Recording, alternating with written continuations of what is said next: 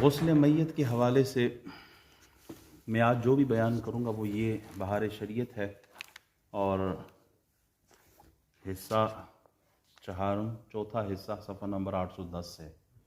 इसी से रिलेटेड सारे मसले मसाइल होंगे। गुस्ल के बारे में हमने कल सीखा था, जब हम खुद अपना गुस्ल करते हैं तो कितने फ़र्ज़ होते हैं? 3। कौन कौन से होते हैं?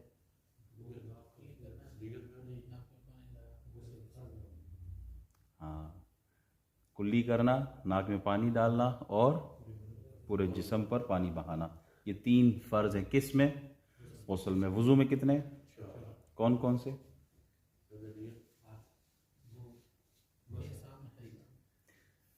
फेस, आम, मसा, फीट। फेस, आम, मसा, फीट। हाँ, तयम्मुम में नीयत फ़र्ज़ है। तयम्मुम में, गुस्ल में नहीं है और वज़ू में नहीं है, वो तयम्मुम में। अच्छा, तो आज हम जो टॉपिक छेड़ रहे हैं वो है मैयत को गुस्ल देना। मैयत को नहलाना फ़र्ज़ किफ़ाया है। बाज़ लोगों ने गुस्ल दे दिया तो सबसे साक़ित हो गया, किसी एक ने भी नहीं दिया तो सबकी पकड़ होगी गुस्ल देना। तो इसलिए गुस्ल का सीखना भी बहुत ज़रूरी है। किसी की डेथ हो फैमिली में तो करीबी रिश्तेदार हो, अपना वालिद हो, भाई हो, कोई फौत हो जाए तो ख़ुद देना चाहिए, तो ये सीख लेना चाहिए। अच्छा, जैसे ही इन्होंने इब्तिदा की वैसे ही मैं इसको शुरू कर रहा हूँ। नहलाने का तरीका ये है कि जिस चारपाई या तख्त पर या तख्ते पर नहलाया जाएगा उसको 3 या 5 या 7 बार धोनी दें। वो धोनी को इंग्लिश में क्या कहते हैं? इंसेंस कहते हैं, कि वो अगरबत्ती वगैरह वो लेके, सेंट या परफ्यूम जो भी कहें आप उसको, लेकिन इंसेंस आई थिंक वो कहते हैं उसको, incense, burning इंसेंसेस 3 to 5 or 7 times, move it around the place where you're going to give the ghusl to the deceased. जिस मुर्दे को आपने नहलाना है 3 to 5 times you need to move around that अगरबत्ती होती है ना, उसको जला के, हाँ जो भी आप उसको नाम दें, उसको क्या करना है 3 बार या 5 बार उस तख्ते से जहाँ पे आपने गुस्ल देना है उसको, उसके इर्द गिर्द यूँ घुमाना है उस तख्ते के, ताकि क्या हो, खुशबू हो, और फिर वहीं पे कहीं रख दें ताकि खुशबू उस जगह में आती रहे। इसके बाद यानी जिस चीज़ में वो खुशबू सुलगती हो उससे 3 बार चारपाई वगैरह के गिर्द फिरा ले, जो मैंने अभी बयान किया है, और उस पर मैयत को लेटा कर नाफ से घुटनों तक किसी कपड़े से छुपा दें। दैन द सेकंड थिंग, जो मैयत है उसको तख्ते पे लिटाना है and cover his private part from navel up to the knees, just below the knees. आपने उसको कवर कराना है किस चीज से? कपड़े से। And it should be thick and it's better that should be coloured. कोई कलर्ड कपड़ा, वाइट ना हो, कलर्ड कपड़ा हो। Y? Because when you pour water, then maybe there is a chance and possibility the skin of the body visible because of the wet cloth. So it's better that the cloth should be thick and colored, ताकि वो जिस्म का जो है हिस्सा नज़र ना आए। तो कहाँ से? ये नाफ से लेकर घुटनों के थोड़े नीचे तक उसको आप कवर कर दें, सितर को छुपा देना है, सितर को कवर करना है, क्योंकि जिंदा के सितर को भी देखना हराम है, इसी तरह मुर्दे के जिस्म को भी, उसके सितर को भी देखना हराम है। It's not permissible to see to the private part of deceased person. No, जिंदा भी और मुर्दा दोनों के लिए है। तीसरा काम क्या है कि अब उसको इस्तिंजा कराना है। सबसे पहला काम क्या था? धोनी देना है खुशबू के लिए। Second, cover the private part किसी कलर्ड कपड़े से। थर्ड, इस्तिंजा। इस्तिंजे के लिए क्या है कि आप कपड़ा अपने हाथ से घुमाएं, जरा कपड़ा ले इस तरफ, ये कपड़ा आपने लिया, हाथ से यूं फेरा, और उसके बाद उस आदमी के या जो भी मुर्दा है उसके इस्तिंजा करवाना है। इस्तिंजा कराने के लिए क्या है कि वो जो कपड़ा आपने उसके ऊपर रखा है उसके नीचे से आपने हाथ देखना नहीं है। No, it's not allowed. पानी ले और कॉटन ले लें। बेहतर है कि आप कॉटन से, अगर कपड़े से नहीं कर सकते तो वो ग्लव्स जो आते हैं ग्लव्स पहन के उसके बाद कॉटन लें, उसको धोएं और उसके बाद उससे इस्तिंजा करवाएं. It's better to softly press the bottom of the stomach. Press it softly, maybe जो unclean चीजें हों वो निकल आए. If it comes out, then clean it with the water. वैसे निकलता नहीं है, बहुत कम ऐसे, क्योंकि अब आदमी सुकड़ चुका होता है, उसका दिमाग उसके साथ नहीं होता, ढीला हो जाता है जिस्म. अगर निकल आए तो क्या करना, घबराना नहीं है, साफ कर लेना है. जैसा आम इंसान, हमारा भी तो यही हाल है, इसी तरह उसका ही है, तो उसको क्लीन कर देना है. जब क्लीन किया, अच्छा दोनों तरफ का इस्तिंजा दोनों तरफ का है, और देखना नहीं है, ये बड़ी इंपॉर्टेंट बात है. देखना नहीं है उसके सतर को. कब तक धोते रहें, जब तक आपकी तसल्ली हो कि अब साफ हो गया. 1 बार 2 बार 3 बार, फिर भी आपका मुतमईन नहीं है कि नहीं अभी क्लीन नहीं है, फिर करें दोबारा, नो प्रॉब्लम. यहाँ कोई कैद नहीं है, सफाई उसकी अच्छी सी हो जाए. सो द फर्स्ट थिंग धोनी, second thing cover, third thing इस्तिंजा. And now the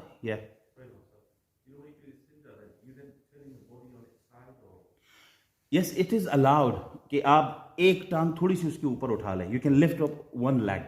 yes, you can do that. अगर आसानी से करना हो तो क्या है कि एक पांव थोड़ा सा आप ऊपर की तरफ उठा के उसके इस्तिंजा करवाएं. Yes, very good question. अच्छा, water, you can do soap as well, there is no restriction for that. अच्छा, 3 काम हो गए. Now the fourth one is वुजू. हाउ मेनी फर्ज इन वुजू? 4. पहले सेमेस्टर में जो सवाल आया था वो तीसरे सेमेस्टर में भी आएगा, चौथे सेमेस्टर में भी सवाल आएगा. तो अब जब हम नहला रहे हैं तो यहाँ भी वही सवाल आ रहा है कि 4 आपने उसके फर्ज पूरे कराने हैं. The first one is face. अब आपने मुर्दा के फेस पर पानी डालना है 3 टाइम्स. कहाँ से कहाँ तक? ये आदतन यूजुअली जहाँ से बाल उगते हैं यहाँ से चिन तक आपने इसको अच्छे से धो लेना है. 3 बार आपने पानी बहाना है उसके ऊपर. Now second thing, arms. Right side पे इस आर्म को आपने उसको पानी डालना है और साथ साथ आपने रब भी करना है, मसाज भी करना है उसको. फिर ये इससे फारिग हो गए तो इस पे ये हो गया है, दूसरा हाथ हो गया है. अब तीसरा क्या है? मसा. चौथाई सर का मसा होता है. हम तो पूरे सर का इस तरह चौथाई मसा करते हैं, लेकिन आप यूं हाथ फेर लें उसके सर के ऊपर, ये उसका मसा हो जाता है. हाथ फेर लिया उसके सर पर. चौथा फीट, पांव पे आपने पानी डाल दिया है. सो दीज आर 4 फराइद ऑफ वुजू. वुजू done. So again from the first point, धोनी. Second, cover the private part with a thick or colored cloth. Third, istinja. Fourth, वुजू. ये भूलने नहीं चाहिए. मैं याद आऊं या ना आऊं, लेकिन ये जनाजे का तरीका याद आना चाहिए सबको. अब उसके बाद क्या है, जब आप वुजू करा दें उसको, अब आपने उनको राइट साइड पे पानी बहाना है. कैसे बहाएंगे? उसको यूं मोड़ेंगे करवट की तरफ. ये नीचे वाला लेफ्ट साइड जो है ये नीचे आ जाएगा और ये राइट साइड ऊपर आ जाएगा. ऊपर आ जाए तो अब कैसे करना है?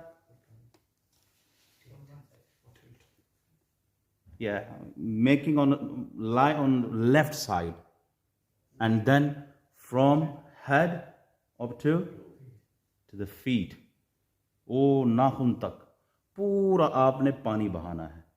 अब ये पानी, बेरी के जो पत्ते होते हैं ना, उसमें जोश देके उस पानी को, not too cold not too hot, tap water जो होता है ना, इस तरह कि ज़्यादा गर्म भी ना हो ज़्यादा ठंडा भी ना हो, बिल्कुल वार्म सा हो, तो नॉर्मल जिस तरह होता है उस तरह करके वो पानी सर से लेके पाँव तक, ऐसे कि वो नीचे तख्ते तक भी पहुंच जाए. इसको आप साबुन लेके अब आप उसके कमर को, इस तरफ के हिस्से को मल सकते हैं, नो प्रॉब्लम, सफाई अच्छी हो. और पूरे जिस्म पर राइट साइड से नीचे तक, पाँव तक, टो तक आप उसको पानी डालें. जब ये हिस्सा पूरा हो गया, यहाँ ये हिस्सा बगल भी, ये हमारे गुस्ल में भी रह गया था, ये हिस्सा भी आपने तर करना है. बाजू का जब आप नहाते हैं तो ये हिस्सा आपका खुश्क होता है इनसाइड, तो इसको ऊपर करके यहाँ पर भी पानी बहाना है बगल में। अच्छा, ये हिस्सा हो गया। नाउ लेफ्ट साइड ऊपर, राइट नीचे, इसको टिल्ट करके मूव करके ये हिस्सा ऊपर आ जाएगा। अब फिर यहां से शुरू होना है वो आखिर तक पानी बहा लेना है। 3 बार इस तरह पानी बहा के खूब उसके ऊपर पानी बह जाए। You can, yes, yeah, you can, no problem. But especially for the private part, like from navel up to the knees, you can't touch without gloves. And upper body is okay, face okay, no problem. ये हो गया, left side पूरा मुकम्मल हो गया है। जब ये हिस्सा भी पूरा हो गया है, बाज़ औक़ात उलमाए कहते हैं कि आप पहले सर को भी धो लें, बालों को, चेहरे को भी साबुन से भी धो सकते हैं, तो वो भी धो लें, नो प्रॉब्लम, इसका भी उसमें कवर हो जाता है। अच्छा, ये जब हो गए उसके बाद दोबारा काफूर मिला हुआ पानी, काफूर वो जो सफ़ेद सी गोलियां आती हैं, उसको आप मिक्स करके पानी में डाल देते हैं ताकि खुशबू के लिए होता है, वो मिला के, काफूर को इंग्लिश में क्या कहते हैं? कैम्फोर कहते हैं, कैम्फोर है, पता नहीं, मेरा ख्याल ऐसी कोई लफ्ज़ है। वाइट किस्म के जो होते हैं छोटे छोटे, वो कफन सेट में आते हैं साथ, तो उससे आपने पानी के अंदर मिक्स कर लेना है और वो पानी जो है आखिर में ऊपर सर से लेकर पाँव तक मुकम्मल उससे गुस्ल करा देना है। एक बार नहाने में, गुस्ल देने में जो फ़र्ज़ है ना, एक फ़र्ज़ वो क्या है? सर से लेकर पाँव तक पानी बहाना है। मुर्दे को जो गुस्ल देते हैं हम, इसमें फ़र्ज़ क्या है? एक ही है, वो क्या है? सर से लेकर पाँव तक पानी बहाना। और ये जो बाकी हम बता रहे हैं, इस तरह करना, वज़ू कराना, ये सारा सुन्नत तरीका है। But the important thing is from head to toe should be properly washed. This is the fard of the ghusl for the deceased. अच्छा, काफूर मिला हुआ पानी आपने पूरा का पूरा उनके जिस्म पे बहा दिया है, गुस्ल डन। कितना, ये कोई मुश्किल है? Very easy. भाई याद रखना है कि क्या क्या करना है। जो जिस तख्ते पे आपने लेटाना है उसको धोनी देनी है। मैं बार बार इसलिए रिपीट कर रहा हूं कि जहन में आ जाए। तख्ते पे धोनी देनी है, 1, 2, cover the private part, 3, istinja, 4, wudu, 5, right side first, then left side, then आप सर को भी उसको धो लें साबुन से अच्छे खासे, अगर करना उससे कर लें, अगर ना भी साबुन यूज़ करें no problem, simple normal water use करें। उसका चेहरा, उसका ये चेहरा तो वैसे ही जब वज़ू कराते हैं तो उसमें आ जाता है। बहरहाल दाढ़ी का लिखा गया है, अगर दाढ़ी रखी है हज़रत साहब ने तो ये सर का सारा धोने के बाद फिर पूरे सर से लेकर पाँव तक काफूर मिला हुआ पानी उसके ऊपर डाल देना है। यस, दुआ को ख़ास नहीं, हाँ ख़ास नहीं, वैसे तो जब कब्र में रखने के लिए है वो दुआएं है उसमें मौजूद है।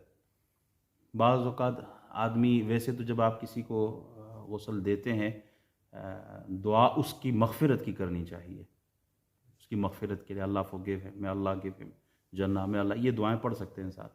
ये क्वेश्चन है, बच्चों की बात की हमारे लिए, ये जो अल्लाह का शुक्र है आपको बीमारी कम हो रही है, मगर ये जो बंदे कोरोना वायरस की वजह से फौत हुए उनको रिस्ट्रिक्शन लगी थी कि आप गुस्ल नहीं दे सकते, उलमाए किराम का उनके बारे में क्या? गुस्ल चूँकि फ़र्ज़ है, जब यहाँ ऐसा केस आ जाता है कि आप टच भी नहीं कर सकते, तो इस पर यह है कि जिस जगह, या तो आप उसको तयम्मुम करा दिया जाए, या तो ये है कि सिंपल जिस जगह मैयत रखी हुई है ना, दूर से, बाज़ उलमा ने यहाँ तक कहा कि मैयत के ऊपर जो बॉडी तो नीचे ही होगी, ऊपर जो कवर होता है उसके ऊपर ही पानी बहा दो, उससे भी शर्त पूरी हो जाएगी। अच्छा, इसके बाद आपने ये करना है कि एक और कपड़ा लाना है, टॉवल समझ लें, उससे जिस्म को ड्राई करना है। डोंट रब हार्शली, सॉफ्टली, आप बस सिर्फ यूँ रखना है कि उसके पानी जो है वो जज्ब हो जाए, ये इस तरह। ये करने के बाद फिर अब आ गया मसला कफन का। कफन देना है। मर्द के लिए कितना कफन है? 3। मर्द के लिए कफन कितना है? 3 है। 3 कफन यानी जो 3 पीस है वो मर्द के लिए है। औरत के लिए कितने? 5। मर्द के लिए जो 3 सेट है कपड़े का वो क्या है?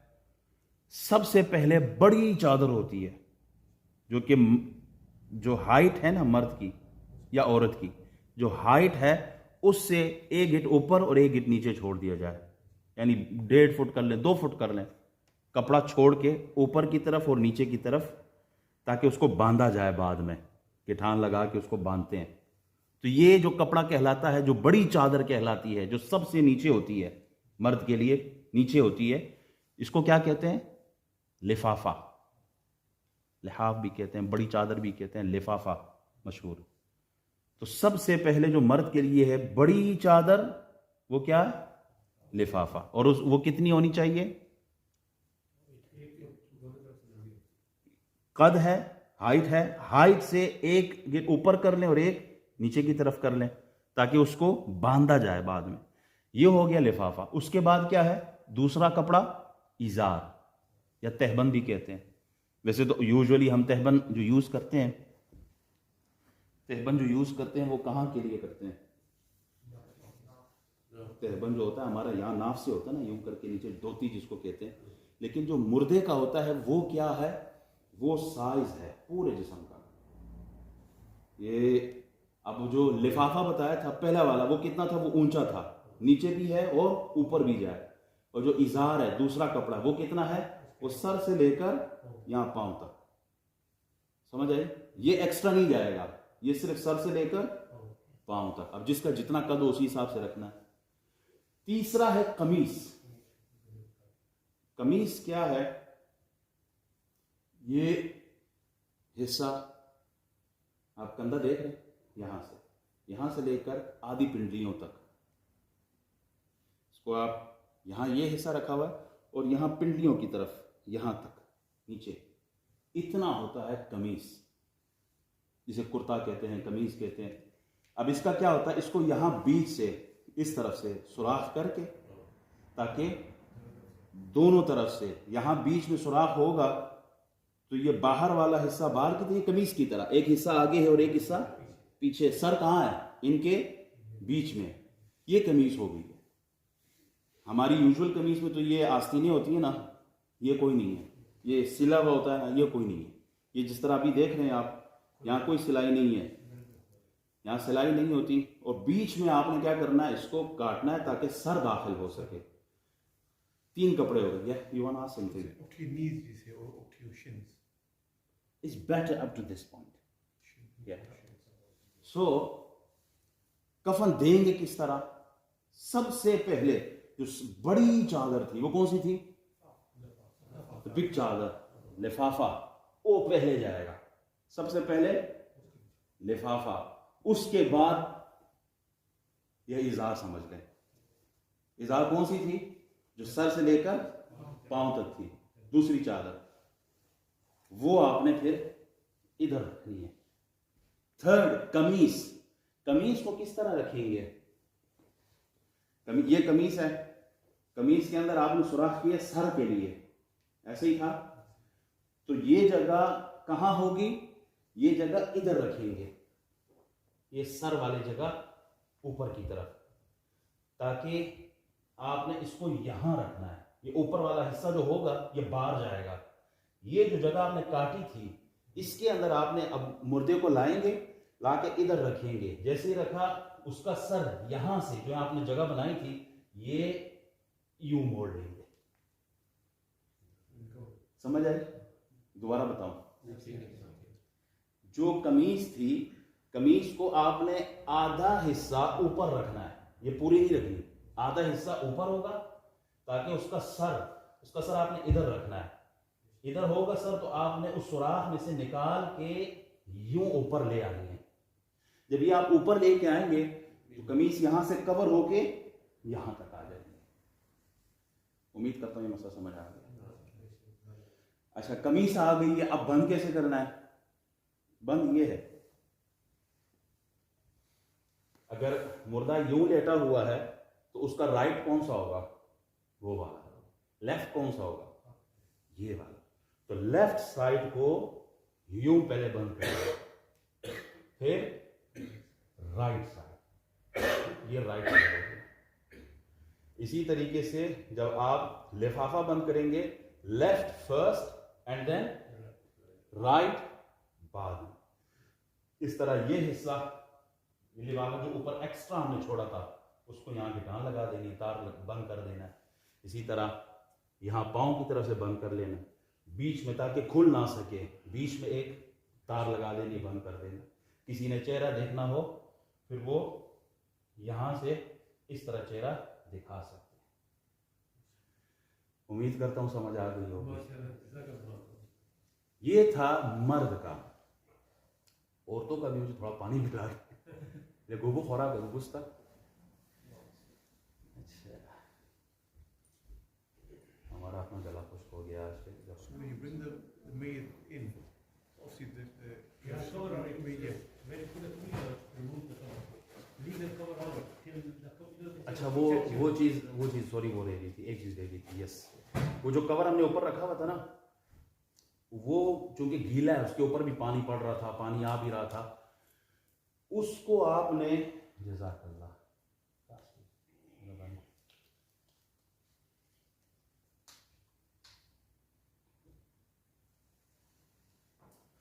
वो तो गीली है, उसको आपने हटाना है। एक और चादर रखनी है सतर के ऊपर, वो जो वेट थी ना उसको रिमूव करना है। लेकिन ऐसे करना है कि सतर ना खुले, पहले से कपड़ा हो और उसके बाद वेट वाली निकाल दें। कफन को गीला नहीं करना है, कफन गीला ना हो।